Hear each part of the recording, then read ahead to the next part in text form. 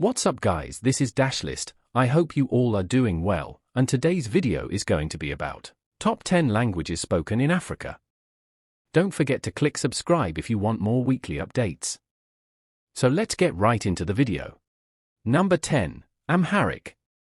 Number of speakers, over 22 million. Amharic is a rich and ancient language spoken mainly in Ethiopia. It's related to Arabic and Hebrew, and it's the second most widely spoken Semitic language after Arabic. Amharic is gorgeous when spoken, and it's even more stunning when written in its unique script. It uses an alpha syllabary called Fidel. Basically, each letter represents a consonant-vowel combination, but the forms of the consonants and vowels change depending on the combinations. Learning to write Fidel might take a little longer than learning the Arabic script, but it's still well within reach for the average learner. Amharic is also host to a growing body of Ethiopian literature. Poetry and novels are both popular, and learning Amharic will open the door to experiencing literature far different from that of the rest of the world. Once you have the basics down, try your hand at reading the most famous Amharic novel, Fikir Iski Mekabir, Love Unto Crypt, by Haddis Alamayehu. Number 9. Portuguese. Number of speakers, 30 million in Africa. Portuguese, a remnant of colonialism on the African continent, has held on strongly through the years. It's an official language in Angola, Mozambique, Guinea-Bissau, Cape Verde, and Equatorial Guinea, but there are other Portuguese-speaking communities all over Africa. The language is used for government and business on the continent and is one of the official languages of the African Union, Africa's version of the UN. Learning Portuguese can be enormously helpful for travel and work in Africa. And of course the language also opens up Portugal and the vast area of Brazil. It also happens to be one of the US Department of State's critical languages right now. Number 8. Oromo. Number of speakers, 35 million. Oromo is native to the Ethiopian state of Oromo and northern Kenya, and has been traditionally spoken by the Oromo people and ethnic groups that live close by in the Horn of Africa. Oromo is one of the official working languages of Ethiopia. It's written in the Latin script, and Oromo speakers are known for having a highly evolved oral storytelling tradition. It's a rather complex language, with 5 long and 5 short vowels and 7 grammatical cases. Interestingly, the sounds p, v, and hz were not in the language historically, and are only used for recently adopted words. Number 7.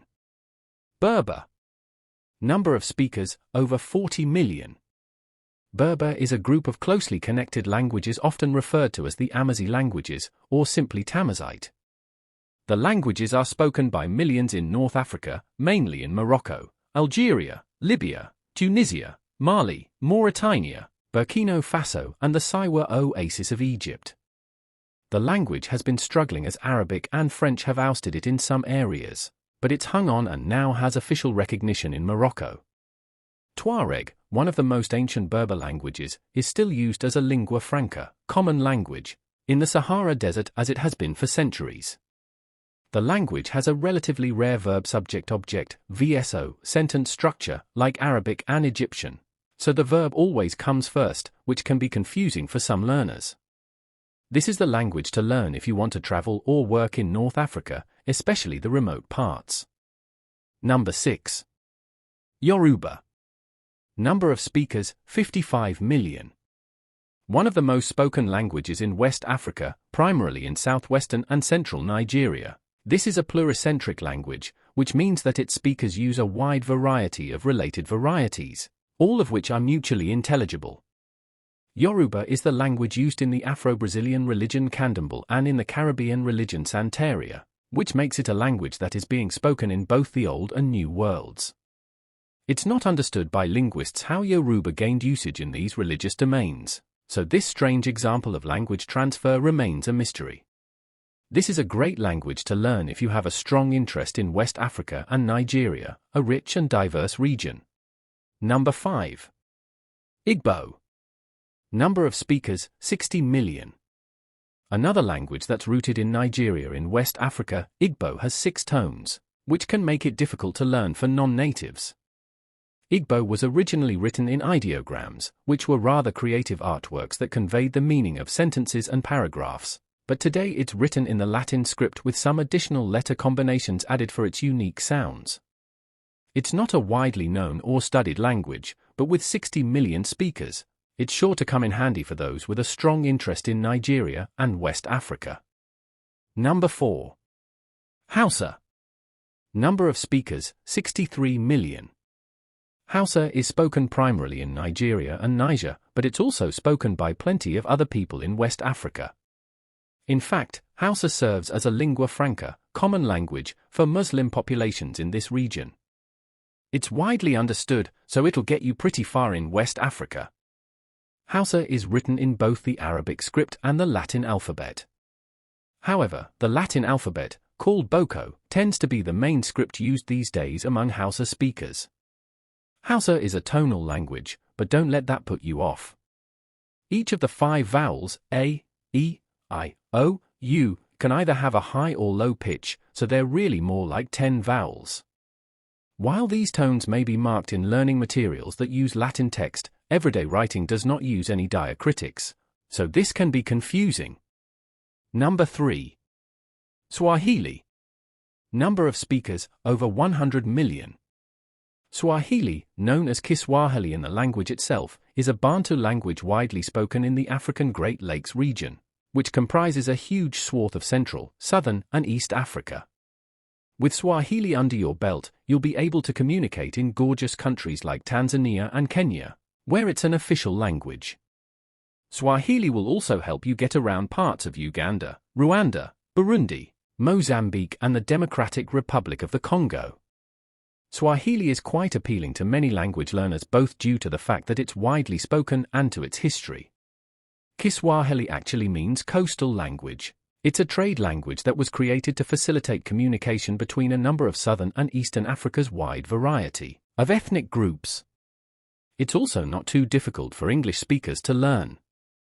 Unlike many other African languages, Swahili doesn't involve tones and it uses the Latin alphabet. Knowing some Arabic will give you a good start, too, as there are many Arabic loanwords in Swahili. What's more, I guarantee you already know a handful of Swahili words. Why? The writers of Disney's The Lion King had a bit of a love affair with Swahili.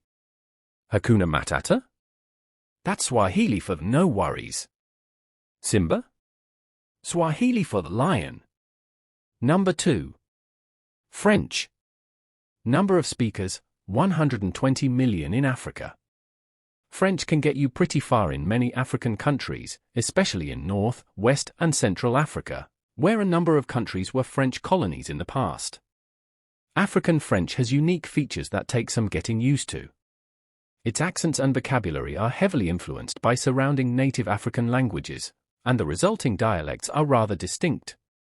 Each African region is home to a variety of French accents and creoles, some of which are difficult to understand. Central African French differs a lot from West African French, and so on. African countries that make up La Francophonie each have strong traditions of African French prose, poetry, and film that are as diverse as the cultures they come from. One way to master African French is to learn French in Africa. Number 1. Arabic. Number of speakers, over 300 million.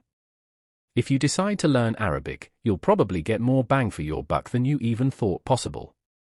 Arabic is a Semitic language and is an official language in Egypt, Algeria, Morocco, Mauritania, Libya, and Eritrea. It's also widely spoken in many other countries.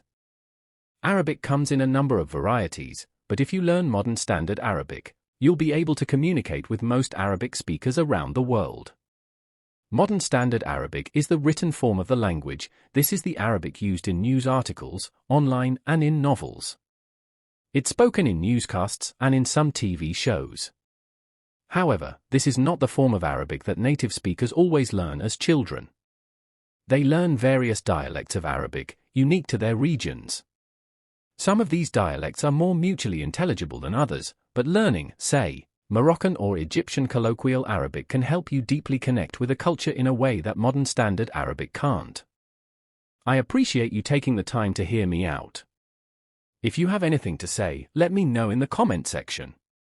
If you enjoy the video, please consider subscribing to my channel.